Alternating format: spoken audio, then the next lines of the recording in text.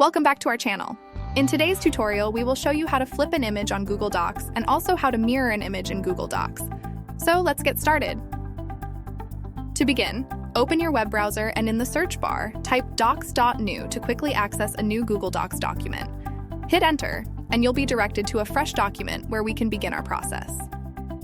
Next, look towards the top of the Google Docs window and locate the Insert option.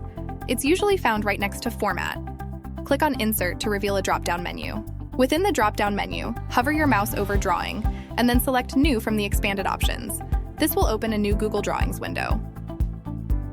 Now let's bring our image into the drawing screen.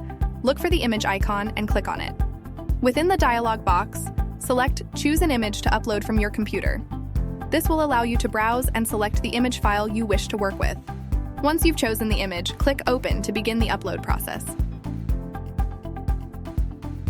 After the image has uploaded, navigate to the Action button where a drop-down menu will appear.